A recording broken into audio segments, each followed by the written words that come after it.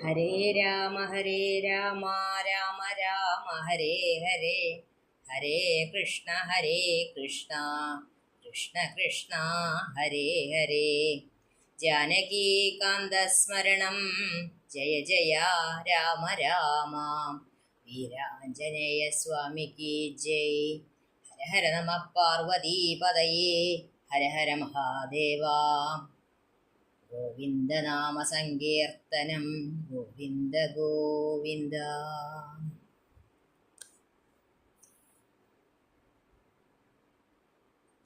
സുമന്ത്രര് രാമലക്ഷ്മണന്മാരെയും സീതയെയും വനത്തിൽ കൊണ്ടുവന്ന് വിട്ട് അവിടെ നിന്ന് തിരിച്ചു വന്നു. നേരെ ദശരഥ മഹാരാജാവിൻ്റെ അടുത്തേക്ക് ചെന്നു. അവിടെ ചെന്നപ്പോൾ മഹാരാജാവ് മന്ത്രിയെ കണ്ട വഴി ചോദിച്ചു, എവിടേക്കാണ് അവരെ കൊണ്ടു ചെന്നാക്കിയത്? എന്നോട് എന്തൊക്കെയാണ് അവർ പറഞ്ഞയച്ചിട്ടുള്ളത്? ഇങ്ങനെ ഓരോന്ന് ചോദിക്കുമ്പോൾ സുമന്ത്രർക്ക് സങ്കടം സഹിക്കാൻ വയ്യാതെ സുമന്ത്രര് ആ സങ്കടത്തിനെ ഒതുക്കി പിടിച്ചുകൊണ്ട് പറഞ്ഞു, ശൃംഗിവേരപുരത്തേക്ക് ചെന്നതും ഗുഹനെ കണ്ടതും പിറ്റന്നാൾ ഗുഹൻ ഗംഗാനദി കടത്തി കൊടുത്തു വിട്ടതും അങ്ങനെ എല്ലാ കാര്യങ്ങളെയും മന്ത്രി രാജാവിനെ ധരിപ്പിച്ചു. അച്ഛനോട് വിഷമിക്കരുത് എന്ന് പറയണം, അമ്മയോട് അച്ഛനെ നല്ലോണം നോക്കണം എന്നെല്ലാം പറഞ്ഞിട്ടുണ്ട് രാമൻ.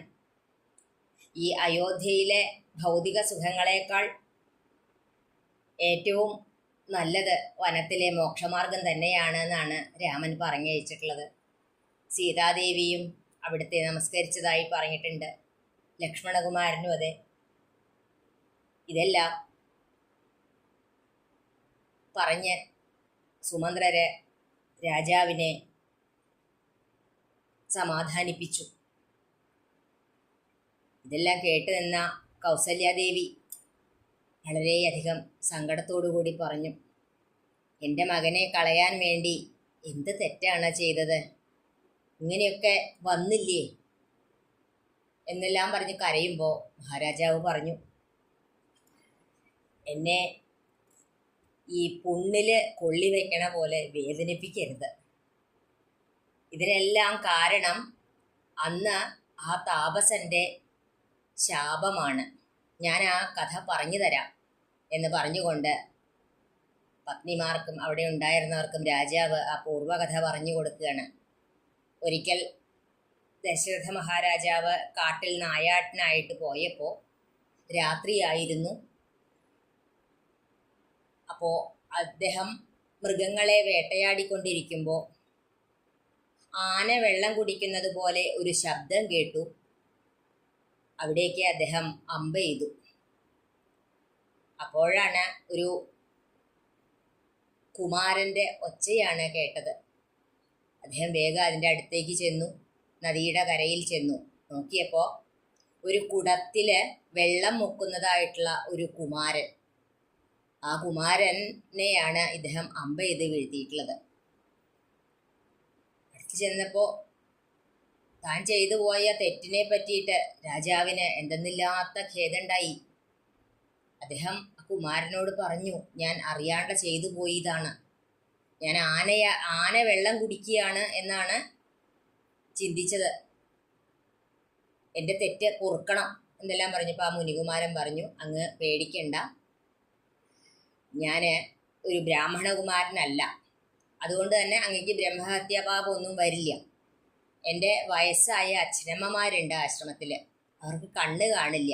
അപ്പം ഈ രാത്രി അവർക്ക് ദാഹിക്കണമെന്ന് പറഞ്ഞപ്പോൾ വെള്ളം എടുക്കാനായിട്ട് ഞാൻ വന്നതാണ്. എൻ്റെ കയ്യിലുണ്ട് തെറ്റ്, കാരണം അസമയത്ത് നദിയുടെ കരയിലൊന്നും വരാൻ പാടില്ല. അപ്പം അവർക്ക് ദാഹം മാറ്റാനായിട്ട് വെള്ളം എടുക്കാൻ വന്നതുകൊണ്ടാണ് ഇങ്ങനെ ഒന്ന് പറ്റിപ്പോയത്. അങ്ങൊരു കാര്യം ചെയ്യൂ, ഈ വെള്ളം വേഗം എൻ്റെ അച്ഛനമ്മമാർക്ക് കൊണ്ടുകൊടുക്കും. എനിക്ക് ഈ ശരം എൻ്റെ ശരീരത്തിൽ പതിച്ചതുകൊണ്ട് വല്ലാതെ വേദന എടുക്കുന്നുണ്ട്. എന്നെ അതിൽ നിന്ന് രക്ഷിക്കൂ. മഹാരാജാവ് ആ മുനികുമാരൻ പറയുന്നത് പോലെയൊക്കെ ചെയ്തു. ആ വെള്ളവുമായി ആശ്രമത്തിലെത്തി. കണ്ണ് കാണാതിലുള്ള ആ അച്ഛനമ്മമാര് കാലടികളുടെ ശബ്ദം കേട്ട് എന്താണ് ഇത്ര വൈകിയത് എന്നെല്ലാം ചോദിച്ചു. അപ്പൊ പറഞ്ഞു, ഞാൻ അയോധ്യാധിപതി ദശരഥനാണ്, മഹാരാജാവാണ്, ഞാനിങ്ങനെ നായാട്ടിനായിട്ട് വന്നതാണ് എന്നൊക്കെ പറഞ്ഞ് ഉണ്ടായ ചരിത്രം മുഴുവൻ പറഞ്ഞു കൊടുത്തു അവർക്ക്. അവർ വേഗം പറഞ്ഞു, ഞങ്ങളെ എത്രയും പെട്ടെന്ന് മകൻ്റെ അടുത്തേക്ക് എത്തിക്കണം. വേഗം മകൻ്റെ അടുത്തേക്ക് എത്തിച്ചു. വേഗം ചിത കൂട്ടി ആ മകൻ്റെ ദേഹത്തിനെ സംസ്കരിക്കാനായിട്ട് രാജാവ് തന്നെ എല്ലാം ചെയ്തു. ആ ചിതയിലേക്ക് ഈ അച്ഛനമ്മമാരും എടുത്തു ചാടി. അവർ മരിക്കുന്നതിന് മുമ്പ് ആ അച്ഛനായിട്ടുള്ള താപസൻ പറഞ്ഞു, നീയും പുത്രദുഃഖം കൊണ്ടാണ് മരിക്കുക എന്നൊരു ശാപവും നൽകി. ആ ശാപമാണ് ഇന്ന് ഭരിച്ചിരിക്കുന്നത്. ഒരിക്കലും ഞാൻ വേണമെന്ന് വെച്ച് ചെയ്തതല്ല. താപസശ്രേഷ്ഠനായിട്ടുള്ള അദ്ദേഹം എന്നെ ശപിച്ചപ്പോൾ ഒരു നിലയ്ക്ക് എനിക്ക് സന്തോഷമാണ് ഉണ്ടായിട്ടുള്ളത്. കാരണം ശാപത്തിന് വേണ്ടിയിട്ടെങ്കിലും, ശാപം ഫലിക്കാൻ വേണ്ടിയിട്ടെങ്കിലും എനിക്ക് പുത്രന്മാരുണ്ടാവുമല്ലോ.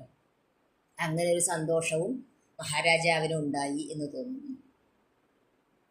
അങ്ങനെ ഈ പൂർവവൃത്താന്തമെല്ലാം പറഞ്ഞ് മഹാരാജാവ് ആ ശ്രീരാമചന്ദ്രനെ തന്നെ മനസ്സിൽ ധ്യാനിച്ചുകൊണ്ട് രാമനാമവും ജപിച്ചുകൊണ്ട് രാജീവനേത്രനെ ചിന്തിച്ചു ചിന്തിച്ചു രാജാ ദശരഥൻ പുക്കൂസുരാലയം. മഹാരാജാവ് ദേഹത്തിനെ ഉപേക്ഷിച്ചു. അവിടെ കൂടിയിരുന്നവരെല്ലാം വാവിട്ട് കരഞ്ഞു. ഇത് കേട്ടുകൊണ്ടാണ് ഗുരുവായിട്ടുള്ള വസിഷ്ഠ മഹർഷി വന്നു. വേഗം രാജാവിൻ്റെ ദേഹം കേടുകൂടാതിരിക്കാൻ വേണ്ടിയിട്ട് എണ്ണത്തോണിയിലേക്ക് മാറ്റി ദൂതന്മാരെ വിളിച്ച് കേകയ രാജ്യത്തായിരുന്ന ഭരതശത്രുഘ്നന്മാരെ തിരിച്ചു കൊണ്ടുവരാനായിട്ട് യുധാജിത്തിന് സന്ദേശവും കൊടുത്തു വിട്ടു. ഭരതശത്രുഘ്നന്മാര് എത്രയും പെട്ടെന്ന് പോന്നു. അയോധ്യയിലേക്ക് കടക്കുന്നതോടുകൂടി തന്നെ ഭരതന്റെ ഉള്ളില് എന്തൊക്കെയോ ദുശകുനങ്ങൾ തോന്നുന്നുണ്ട്. അയോധ്യാനഗരം മുഴുവൻ അലങ്കരിച്ചിരിക്കുകയാണ്. എന്നാൽ ആകെ ശോകമൂകമായിട്ടുള്ളൊരു അന്തരീക്ഷമാണ് അവിടെ കാണുന്നത്. എന്താണ് ഇവിടെ പറ്റിയത്? എന്താണ് സംഭവിച്ചേക്കുന്നത്? ഭരതകുമാരന്റെ മനസ്സ് ആകെ വേദനിക്കാൻ തുടങ്ങി. നേരെ അമ്മയുടെ അന്തഃപുരത്തിലേക്ക് ചെന്നു. മകനെ കണ്ട വഴി കൈകേയി ചോദിച്ചു, അവിടെ കേകയത്തിലെ അച്ഛനും അമ്മയ്ക്കും സഹോദരനും എല്ലാവർക്കും സുഖല്ലേ? അവരൊക്കെ എന്താ പറഞ്ഞേ? സന്തോഷായിരിക്കണില്ലേ എന്നൊക്കെ ചോദിച്ചു. പക്ഷെ ഇതൊന്നും പറയാനുള്ള ഒരു മാനസികാവസ്ഥ ആയിരുന്നില്ല ഭരതകുമാരന്. ഭരതൻ ചോദിച്ചു, അമ്മേ, അച്ഛനെവിടെ? അച്ഛനെ അമ്മയുടെ കൂടെയല്ലാതെ ഞാൻ കണ്ടിട്ടില്ല. ഇപ്പൊ ഇവിടെ അച്ഛനെ കാണാനില്ലല്ലോ. അച്ഛനെവിടെയാ? വേഗം കൈകേയി പറഞ്ഞു, എന്തിനാണ് ഇങ്ങനെ കരയണത്? അശ്വമേധയാഗങ്ങളും എല്ലാം ചെയ്ത് എന്താ പറയാ, എല്ലാ തരത്തിലുള്ള മഹാ കാര്യങ്ങളും ചെയ്ത് ഒരാള് എവിടേക്കാണ് എത്തുക? ധീരനും വീരനുമായിട്ടുള്ള ഒരാള് അവിടേക്ക് തന്നെയാണ് നിന്റെ അച്ഛൻ പോയിട്ടുള്ളത്. ഇത് കേട്ട വഴി ഭരതന് വല്ലാതെ സങ്കടായി. എന്തിനാണ് ഞങ്ങളെയും ഈ രാജ്യത്തിനെയും ഒക്കെ രാമനെ ഏൽപ്പിക്കാണ്ട പോയത് എന്നൊക്കെ പറഞ്ഞു ഒരുപാട് കരഞ്ഞു. അമ്മ പറഞ്ഞു, നീ എന്തിനാണ് ഇങ്ങനെ കരയണത്? അദ്ദേഹം പോകുന്നതിന് മുമ്പ് നിനക്ക് വേണ്ടതെല്ലാം ഞാൻ വാങ്ങി വെച്ചിട്ടുണ്ട്. പണ്ട് ദേവന്മാരുടെ ദേവാസുര യുദ്ധത്തില് വെച്ചിട്ട് എനിക്ക് 2 വരം അദ്ദേഹം തരാം എന്ന് പറഞ്ഞിരുന്നു. ആ 2 വരവും ഞാൻ ഇപ്പൊ ചോദിച്ചു വാങ്ങി. ഒന്ന്, നിന്നെ ഇവിടെ ശ്രീരാമ പട്ടാഭിഷേകത്തിന് വേണ്ടിയിട്ട് എല്ലാ ഒരുക്കങ്ങളും നടത്തിയതാണ്. ആ സമയത്ത് ഞാൻ വേഗം രാജാവിനോട് ആ 2 വരങ്ങൾ ചോദിച്ചു വാങ്ങി. ഒന്ന് നിന്നെ രാജാവാക്കി വാഴിക്കണമെന്നുള്ളതും മറ്റേത് രാമനെ വനത്തിലേക്ക് അയക്കണമെന്നും. അങ്ങനെ രാമൻ 14 കൊല്ലത്തേക്ക് വനവാസത്തിനായിട്ട് ജടാമകുടധാരിയായിട്ട് പോയി. ഒപ്പം പാതിവ്രത്യത്തിന് വേണ്ടിയിട്ട് സീതാദേവി ഒപ്പം പോയി, ലക്ഷ്മണനും പോയി. ഇതെല്ലാം കേട്ട് ഭരതന് അത്യന്തം സങ്കടവും ദേഷ്യവും എല്ലാം കൂടി വന്ന് അമ്മയെ പറയാൻ പാടില്ലാത്തതെല്ലാം പറഞ്ഞു. അല്ലെങ്കിലും ദേഷ്യം വന്നു കഴിഞ്ഞാൽ ആരോടാണ് പറയണേ, എന്താണ് പറയണേ എന്നുള്ളതൊന്നും നമുക്ക് ചിന്തിക്കാൻ പറ്റില്ല. ഇതെല്ലാം പറഞ്ഞു കഴിഞ്ഞ് വേഗം അവിടുന്ന് കൗസല്യയുടെ അന്തഃപുരത്തിലേക്ക് അമ്മയെ കാണാനായിട്ട് വന്നു. ആ അമ്മ മകനെ കെട്ടിപ്പിടിച്ച് മൂർധാവിൽ ഉമ്മ വെച്ചു. എന്നിട്ട് പറഞ്ഞു, നിനക്ക് രാജ്യം തരണേന് എനിക്ക് വിരോധമൊന്നുമില്ല. പക്ഷെ രാമനെ എന്തിനാ വനത്തിലേക്ക് അയച്ചത്? രാമനെ കൂടാണ്ട് എനിക്ക് പറ്റില്ല, അതുകൊണ്ടല്ലേ. അമ്മയുടെ സങ്കടം കണ്ടപ്പോൾ അനുജനായിട്ടുള്ള ഭരതന് സങ്കടം സഹിക്കാൻ പറ്റണില്ല. താൻ എന്തോ തെറ്റ് ചെയ്തു എന്നൊരു കുറ്റബോധമാണ് ഭരതനുള്ളത്. അമ്മേ, ഞാൻ അറിഞ്ഞുകൊണ്ടല്ല, ഞാൻ ഇതൊന്നും അറിഞ്ഞിട്ടില്ല. രാമനാണേ സത്യം, ഞാനിതൊന്നും അറിഞ്ഞിട്ടുള്ളതല്ല. ഇതെല്ലാം കൈകേയി അമ്മ വരുത്തി വെച്ചിട്ടുള്ളതാണ്. ഒരിക്കലും ഞാനിതൊന്നും അറിഞ്ഞിട്ടുള്ള കാര്യങ്ങളല്ല. ഞാൻ അറിഞ്ഞാൽ ഇതൊന്നും ഇങ്ങനെയൊന്നും നടക്കില്ല. അമ്മ എന്നോട് ക്ഷമിക്കണം എന്നെല്ലാം പറഞ്ഞ് ഒരുപാട് സങ്കടപ്പെട്ടു. ഇതൊക്കെ കേട്ടുകൊണ്ട് വന്ന മഹർഷി ഗുരുനാഥൻ ഭരതനോട് പറഞ്ഞു, എന്തിനാണ് ഇങ്ങനെ കരയണത്? അദ്ദേഹം ഭരതനോടായിട്ട് പറയുകയാണ്, ദേഹദേഹി ബന്ധത്തിനെ കുറിച്ചിട്ട് പറഞ്ഞു കൊടുക്കുകയാണ് അവിടെ. ഇത് വെറും ഒരു ഭരതനോടായിട്ട് പറയുന്നതല്ല. നമ്മൾ ഓരോ കഥകളും കേൾക്കും. കഥ കേട്ട് അതവിടെ കളഞ്ഞു പോവും. പക്ഷേ ഈ കഥകളിലൂടെ പറയുന്നത് മുഴുവൻ നമുക്കാണ്. ഇവിടെ നമ്മളാണ് ഭരതൻ. നമുക്കും ഇത്തരം സന്ദർഭങ്ങൾ വരും. അപ്പോൾ നമ്മൾ മനസ്സിലാക്കിയിരിക്കേണ്ടതാണ് ഇവിടെ ഈ ഓരോ കാര്യങ്ങളും. ഗുരുനാഥൻ പറയണ, മഹാരാജാവ് പോയിട്ടുള്ളത് എല്ലാ ഭൗതിക സുഖങ്ങളും അനുഭവിച്ച് ധാരാളം യാഗം നടത്തി ദാനവും ദക്ഷിണയൊക്കെ നൽകി അദ്ദേഹം വളരെ ജ്ഞാനിയും സത്യനിഷ്ഠനുമൊക്കെ ആയിരുന്നു, വീരനായിരുന്നു. അങ്ങനെയുള്ള ഒരാള് സ്വർഗത്തിലേക്ക് തന്നെയാണ് പോയിട്ടുള്ളത്. അവിടെ അദ്ദേഹത്തിന് ഒരു കുറവുമില്ല. അങ്ങനെ ഇന്ദ്രന്മാര് പോലും ദേവന്മാര് പോലും പൂജിച്ചുകൊണ്ടിരിക്കുന്ന അദ്ദേഹത്തിനെ ഓർത്തിട്ട് നീ എന്തിനാണ് കരയണേ ഭരത? ഈ രൂപഭേദങ്ങളൊക്കെ ഉണ്ടാവുന്നത് ശരീരത്തിനല്ലേ. ആത്മാവിന് ജനനവും മരണവും ഒന്നുമില്ല. ശരീരം എപ്പോ വേണമെങ്കിലും വീണു പോവാവുന്നതാണ്. ഇത് പവിത്രമല്ലാത്ത ഈ ഒരു ശരീരം കൊണ്ട് ആർക്കെന്ത് ഗുണം? ഈ ലോകജീവിതം വളരെ നിസ്സാരമല്ലേ.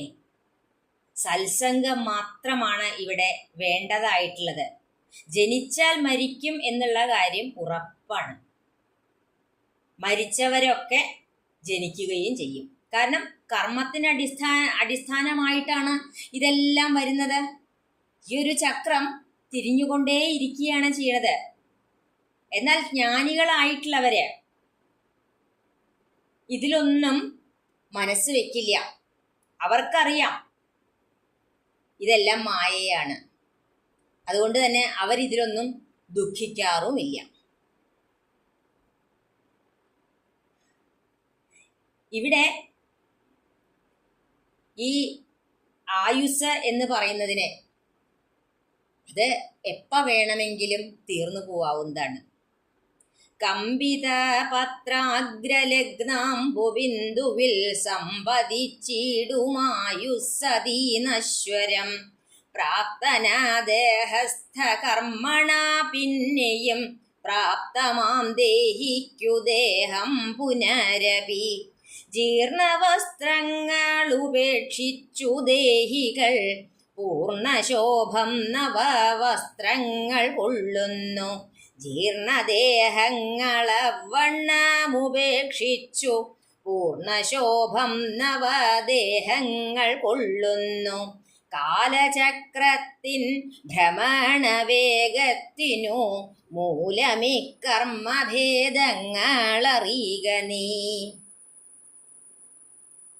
ഒരു ഇലയിൽ ഒരു വെള്ളത്തുള്ളി വീണാല് ആ ഇലയുടെ അറ്റത്ത് നിൽക്കുന്ന ആ വെള്ളത്തുള്ളിക്ക് എത്രത്തോളം സ്ഥിരതയുണ്ട്, അതുപോലെയല്ലേ ഈ ആയുസ്. ഇവിടെ ദേഹം എടുക്കുന്നതും അത് ഒരു സമയം കഴിഞ്ഞാൽ ഇവിടെ വീണു പോകുന്നതും എല്ലാം പ്രാരബ്ധങ്ങൾക്കനുസരിച്ചിട്ടാണ്. ഇതിലൊന്നും നമ്മളാരും ഒന്നും ചെയ്തിട്ടുള്ളതല്ല, ഇതിനൊന്നും ആരും കാരണക്കാരല്ല. ഇങ്ങനെയെല്ലാം പറഞ്ഞ് മഹാഗുരു പറഞ്ഞു കൊടുത്തു ഭരതന്. അദ്ദേഹം പറഞ്ഞു, സങ്കടപ്പെട്ടിരിക്കാതെ ഇനി ബാക്കി കാര്യങ്ങൾ ചെയ്യേണ്ടതുണ്ട്. രാജാവിൻ്റെ ദേഹത്തിനെ സംസ്കരിക്കണം, അത്തരം കർമ്മങ്ങളെല്ലാം ചെയ്യണം എന്ന് പറഞ്ഞുകൊണ്ട് ഭരതനെയും ശത്രുഘ്നെയും കൊണ്ട് രാജാവിൻ്റെ ആ ദേഹത്തിനെ സംസ്കരിച്ചു. വേണ്ടതായിട്ടുള്ള പിന്നീട് വേണ്ടതായിട്ടുള്ള കർമ്മങ്ങളെല്ലാം ചെയ്തു. ഭരതകുമാരൻ അതിനെല്ലാം കഴിഞ്ഞ് ഒരു ദിവസം അവിടെ ഇരിക്കുന്ന സമയത്താണ് വസിഷ്ഠ മഹർഷി മന്ത്രികളോടും മറ്റ് ആൾക്കാരോടും ഒക്കെ കൂടി വന്നു പറഞ്ഞു, ഏട്ടൻ്റെ പട്ടാഭിഷേകത്തിന് വേണ്ടിയിട്ട് ഒരുക്കിയിട്ടുള്ള സംഭാരങ്ങൾ ഇവിടെ ഇരിക്കുന്നുണ്ട്, എത്രയും പെട്ടെന്ന് രാജാവാവണം. കാരണം രാജ്യം അന്യം വരാൻ പാടില്ല, അതുകൊണ്ട് രാജാവാവണം. ഇതൊന്നും കേട്ടിട്ട് ഭരതന് സമ്മതിക്കാൻ പറ്റിയില്ല.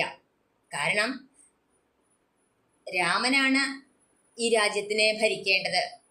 ഞങ്ങള് ഈ സഹോദരന്മാരൊക്കെ അദ്ദേഹത്തിന്റെ സേവകന്മാരാണെന്നുള്ളത് എല്ലാവർക്കും അറിയണതല്ലേ. നാളെ തന്നെ നമുക്ക് എല്ലാവർക്കും കൂടി പോയിട്ട് ജ്യേഷ്ഠനായിട്ടുള്ള ശ്രീരാമചന്ദ്രനെ വനത്തിൽ നിന്നും തിരിച്ചു കൊണ്ടുവരാം. വനത്തിലേക്ക് പോവാനുള്ള എല്ലാ ഏർപ്പാടും ചെയ്യൂ. ഇത് കേട്ട് എല്ലാവർക്കും സന്തോഷമായി. അമ്മമാരും മന്ത്രിമാരും പൗരാവലികളും ഗുരുനാഥനും അരുന്ധതിയും അങ്ങനെ എല്ലാവരും കൂടിയിട്ട് പിറ്റന്നാൾ തന്നെ ഭരതശത്രുഘ്നന്മാർ വനത്തിലേക്ക് പോയി. ശൃംഗിവേരപുരത്ത് എത്തിയപ്പോൾ അയോധ്യയുടെ കൊടി വെച്ചിട്ടുള്ള രഥം വരണ കണ്ടപ്പോൾ ഗുഹന് എന്തിനാണ് വരണത്, നീ രാമനെ എന്തെങ്കിലും അപായപ്പെടുത്താനാണോ എന്നൊന്ന് നോക്കിയിട്ട് വരാം എന്ന് പറഞ്ഞുകൊണ്ട് മറ്റുള്ളവരോട് ഒപ്പമുള്ള അനുയായികളോടെല്ലാം അവിടെ കാത്തു നിൽക്കാൻ പറഞ്ഞ് ഗുഹൻ അവിടെ അടുത്ത് ചെല്ലാണ്. അവിടെ ചെന്ന് കഴിഞ്ഞപ്പോൾ ആ ഭരതനെ കണ്ട വഴി തന്നെ ഗുഹന് അത്രയധികം സന്തോഷമാണ് ഉള്ളിൽ തോന്നിയത്. ചീരാംബരം ഘനശ്യാമം ജടാധരം ശ്രീരാമമന്ത്രം ജപന്തമനാരദം ധീരം കുമാരം കുമാരോപമം മഹാവീരം രഘുവരസോദരം സാനുജം മാരസമാന ശരീരം മനോഹരം കാരുണ്യസാഗരം കണ്ടു ഗുഹൻ തഥാ. ചീരാമ്പരം അണിഞ്ഞിട്ടുണ്ട്, മഞ്ഞപ്പട്ട് കൊടുത്തിട്ടുണ്ട്, ജട കെട്ടി വെച്ചിട്ടുണ്ട്, നാവിൽ സദാ രാമമന്ത്രം ഉരുവിട്ടുകൊണ്ട് കാമദേവനെ പോലെ അത്രയും സൗന്ദര്യമുള്ളതായിട്ടുള്ള ആ കുമാരനെ കണ്ടപ്പോ ഞാൻ ഗുഹനാണ് എന്ന് ചെന്ന് പറഞ്ഞുകൊണ്ട് നമസ്കരിച്ചു. ഭരതൻ പറഞ്ഞു, എന്താ എവിടെയാണ് ശ്രീരാമചന്ദ്രനും സീതാദേവിയോടൊപ്പം ഉണ്ടായിരുന്നത്? എവിടെയാണ് കിടന്നത്? എന്തൊക്കെയാണ് ഇവിടെ സംഭവിച്ചത്? എല്ലാം പറഞ്ഞു തരൂന്ന് പറഞ്ഞു. ഗുഹൻ അതെല്ലാം കാണിച്ചു കൊടുത്തു. അതെല്ലാം കണ്ടപ്പോൾ ഭരതന് സങ്കടമായി. വേഗം തോണി ഏർപ്പാടാക്കി വന്ന എല്ലാവരെയും ഗുഹൻ തൻ്റെ അനുയായികളെയും കൂട്ടി ഗംഗാനദി കടത്തി വിട്ടു. ചിത്രകൂടത്തിലാണ് രാമചന്ദ്രനുള്ളത്. ആശ്രമം കെട്ടി അവിടെയാണ് താമസിക്കുന്നത് സീതയോടൊപ്പം എന്ന് പറഞ്ഞു കൊടുത്തു. എല്ലാവരും ചിത്രകൂടത്തിലേക്ക് യാത്രയായി. അവിടെ ചെന്നപ്പോൾ നേരെ ചെന്നത് ഭരദ്വാജമുനിയുടെ ആശ്രമത്തിലേക്കാണ്. ഭരദ്വാജമുനിയുടെ ആശ്രമത്തിൽ ചെന്ന് വേഗം നമസ്കരിച്ചു. അദ്ദേഹത്തിനോട് പറഞ്ഞു, ഈ ഭരതനെ കണ്ടപ്പോൾ തന്നെ ഭരദ്വാജമുനി ചോദിക്കുന്നുണ്ട്, എന്തിനാണ് ഇങ്ങനെ ഒരു വേഷം കെട്ടിയിട്ടുള്ളത്? എന്താ ഇതിൻ്റെ ആവശ്യമുള്ളത്? കാരണം രാജകുമാരന് ഈ വേഷം പറ്റിയതല്ല. ഇത് ജടാവൽക്കലങ്ങളൊക്കെ അണിഞ്ഞ് എന്തൊരു ഇതാണ്! ഇതൊരിക്കലും ഈ ഒരു ചേർന്നിട്ടുള്ളതല്ല ഭരത നിനക്ക്. നീ രാജ്യഭരണകാര്യങ്ങളിൽ മുഴുകി നാനാജനങ്ങൾക്കും ആദരണീയനാവേണ്ടതാണ്. നീ എന്തിനാണ് ഈ വനത്തിലേക്ക് ഈ പടയും കൂട്ടി വന്നിട്ടുള്ളത്? ഇതെല്ലാം കേട്ടപ്പോൾ ഭരതൻ പറഞ്ഞു, മഹർഷേ, അങ്ങേക്ക് എല്ലാം അറിയാം. ഞാനൊന്നും പറഞ്ഞു തരേണ്ടതായിട്ടുള്ള ഒരു ആവശ്യമില്ല. എനിക്ക് ഒന്നും വേണ്ട. ഈ കൊണ്ടുവന്ന ഞാൻ സംഭാരങ്ങളെല്ലാം കൊണ്ടുവന്നിട്ടുണ്ട്. അതെല്ലാം രാമാഭിഷേകം നടത്തണം. അദ്ദേഹമാണ് രാജ്യം ഭരിക്കേണ്ടത്, ഞാനല്ല. ഈ അമ്മയുടെ വാക്കുകളെ കൊണ്ട് വന്നിട്ടുള്ളതാണ് ഈ കണ്ട കാര്യങ്ങളെല്ലാം. ഇതിനൊന്നും ഞാൻ ഉത്തരവാദിയല്ല. അങ്ങ് ഒന്ന് മാത്രം എനിക്ക് പറഞ്ഞു തന്നാൽ മതി, ഞാൻ ശുദ്ധനാണോ അശുദ്ധനാണോ? കാരണം ശുദ്ധനാണെങ്കിൽ മാത്രമേ, ഒരാൾ ശുദ്ധനായാലേ ഭഗവത് സന്നിധിയിലേക്ക് എത്താൻ പറ്റുള്ളൂ. ഭഗവാനെ കാണണം, ഭഗവാന്റെ അടുത്തേക്ക് പോവണം, ഭഗവാന്റെ അടുത്ത് ഇരിക്കണം എന്നൊക്കെ തോന്നണമെങ്കിൽ തന്നെ ഒരാൾക്ക് ശുദ്ധത വരണം. ഭരത, നീ ശുദ്ധനാണ്. നിന്നെ പോലെ ഇത്രയും വലിയൊരു ഭക്തനെ ഞാൻ വേറെ കണ്ടിട്ടില്ല. അതുകൊണ്ട് നീ ഇന്നിവിടെ എല്ലാവരും കൂടി കൂടുക, നാളെ രാവിലെ നമുക്ക് പോവാം. അന്നവിടെ ഭരദ്വാജമുനി ഹോമശാലയിലെത്തി ധ്യാനത്തിൽ ഇരുന്നു കൊണ്ട് കാമധേനുവിനെ ധ്യാനിച്ചു. പെട്ടെന്ന് ആ വനം മുഴുവനും ദേവലോകം പോലെയായി, അമരാവതിയിലിരിക്കുന്ന പോലെയായി. ദേവന്മാരും ദേവസ്ത്രീകളും ഒക്കെ വൃക്ഷങ്ങളും ലതകളും ഒക്കെ ആയിട്ട് മാറി.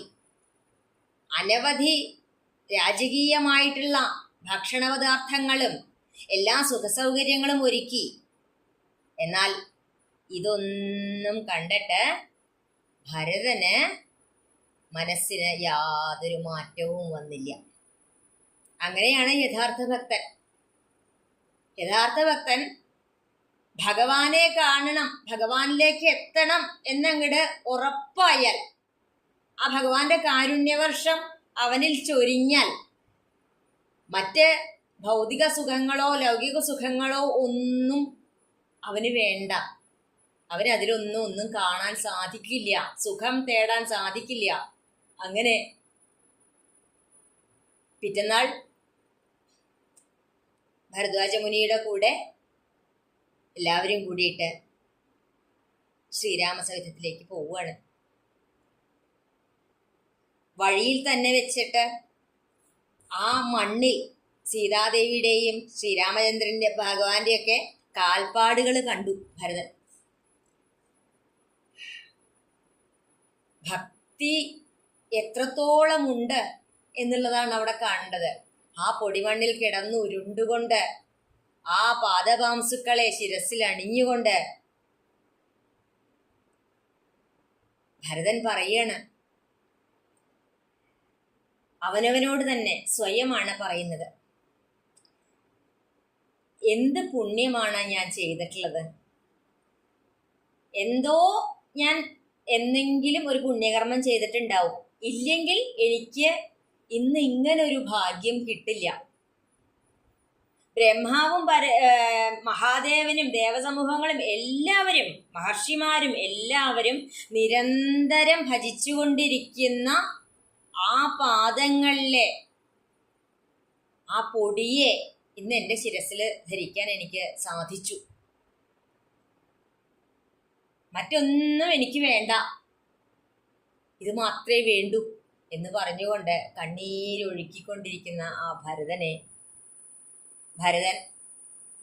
അകലെ സീതാദേവിയോടൊത്തിരിക്കുന്ന ശ്രീരാമചന്ദ്രനെ കണ്ടു.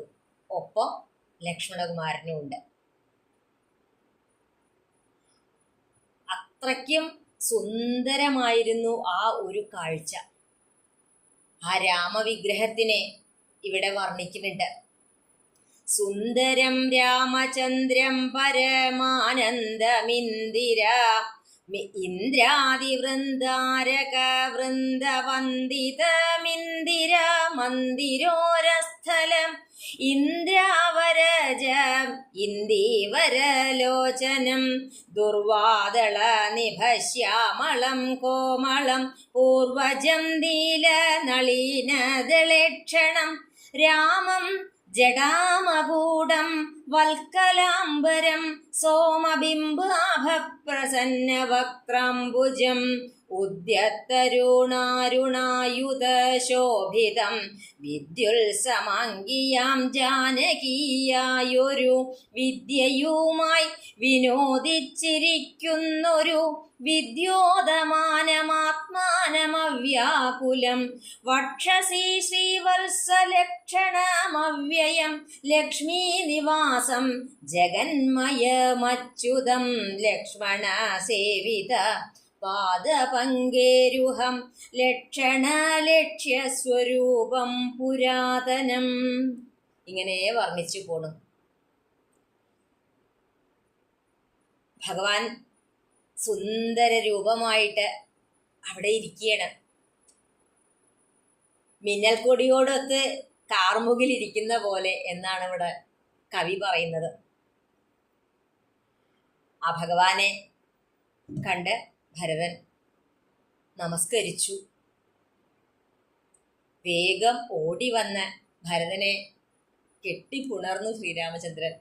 രണ്ടുപേർക്കും സന്തോഷം കൊണ്ട് കണ്ണിൽ നിന്ന് വെള്ളം വന്നു. അവിടെ ലക്ഷ്മണനും ശത്രുഘ്നനും എല്ലാവരും പരസ്പരം നമസ്കരിച്ചു. ശ്രീരാമചന്ദ്രൻ അമ്മമാരെ നമസ്കരിച്ചു, ഗുരുനാഥനെ നമസ്കരിച്ചു. അങ്ങനെ ഇരിക്കുമ്പോഴാണ് ചോദിക്കണത് രാമൻ, അച്ഛൻ എന്ത് പറയുന്നു? അച്ഛന് സുഖല്ലേ? അസുഖമൊന്നും കൂടുതലില്ലല്ലോ എന്നുള്ള അച്ഛൻ്റെ സുഖവിവരങ്ങളെല്ലാം അന്വേഷിച്ചപ്പോഴാണ് പറയണത്, അച്ഛൻ ഇല്ല, അച്ഛൻ വന്നിട്ടില്ല.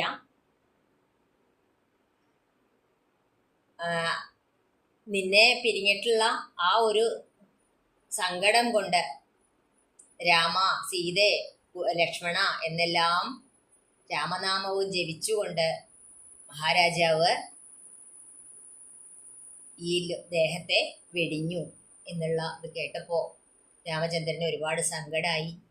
രാമൻ ആദ്യം കുറേ ഓരോന്ന് പറഞ്ഞു കരഞ്ഞു.